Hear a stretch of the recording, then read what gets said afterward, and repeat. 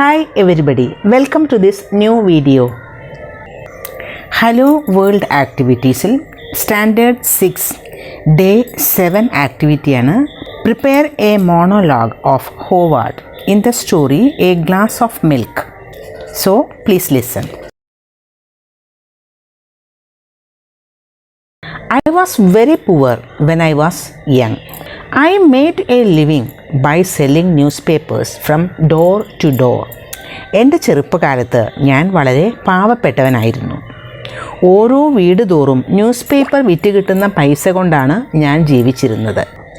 One day, as I was walking from house to house, distributing newspapers as usual, I felt that I couldn't walk anymore. ഒരു ദിവസം പതിവ് പോലെ ഞാൻ വീടുകൾ തോറും ന്യൂസ് പേപ്പർ ഡിസ്ട്രിബ്യൂട്ട് ചെയ്തുകൊണ്ട് നടക്കുമ്പോൾ എനിക്ക് ഇനി കൂടുതൽ നടക്കാൻ പറ്റില്ല എന്ന് തോന്നി. I was very hungry. I decided to ask for food at one of the houses. എനിക്ക് വല്ലാത്ത വിശപ്പായിരുന്നു. ഏതെങ്കിലും ഒരു വീട്ടിൽ നിന്ന് ഭക്ഷണം ചോദിക്കാം എന്ന് ഞാൻ തീരുമാനിച്ചു. As I knocked on the door, I was astonished to see a young woman opening the door. I asked her for a glass of water. ഞാൻ ഡോറിൽ നോക്ക് ചെയ്തപ്പോൾ വളരെ യങ് ആയ ഒരു സ്ത്രീ വാതിൽ തുറന്നത് കണ്ട് ഞാൻ അത്ഭുതപ്പെട്ടു. ഞാൻ അവരോട് ഒരു ഗ്ലാസ് വെള്ളം ചോദിച്ചു. She understood my condition and offered me a big glass of milk. I drank the milk and thanked her.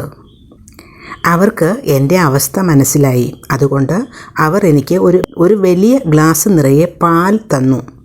ഞാൻ അത് കുടിക്കുകയും അവർക്ക് നന്ദി പറയുകയും ചെയ്തു.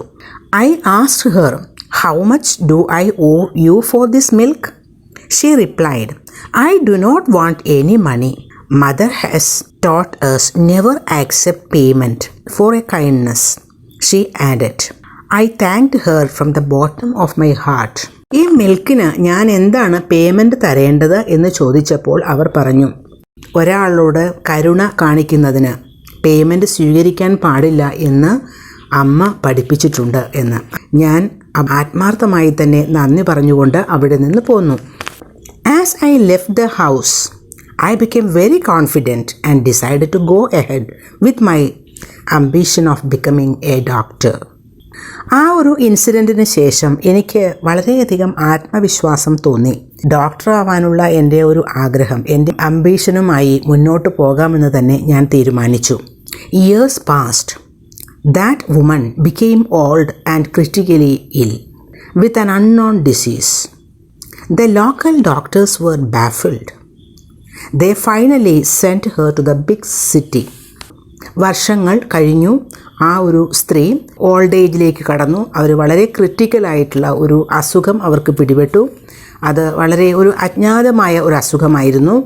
പല ഡോക്ടേഴ്സിനും അത് അസുഖം എന്താണെന്ന് മനസ്സിലാക്കാൻ കഴിഞ്ഞില്ല. അവരെ ട്രീറ്റ്മെൻറ്റിന് വേണ്ടി വലിയ സിറ്റിയിലേക്ക് അയച്ചു. I was called in for the consultation. I examined her. I could recognize her at once. I could remember the kindness she showed me that day and how much it helped me. കൺസൾട്ടേഷന് വേണ്ടി എന്നെ അവിടേക്ക് വിളിച്ചു. ഞാൻ അവരെ examine ചെയ്തു. ഞാൻ അവരെ തിരിച്ചറിഞ്ഞു. വർഷങ്ങൾക്ക് മുൻപ് അവർ എന്നോട് കാണിച്ച ആ ഒരു കൈൻഡ്നെസ് എനിക്ക് ഓർമ്മ വന്നു. മാത്രമല്ല ആ ഒരു ഹെൽപ്പ് അന്ന് അവർ ചെയ്തതുകൊണ്ട്, അന്ന് എന്നോട് കാണിച്ച ആ ഒരു ദയ എന്നെ എത്രത്തോളം ഹെൽപ്പ് ചെയ്തു എന്ന് എനിക്ക് ഓർമ്മിക്കാൻ കഴിഞ്ഞു. I gave special attention to the case. Finally, I succeeded in my attempt to cure the lady.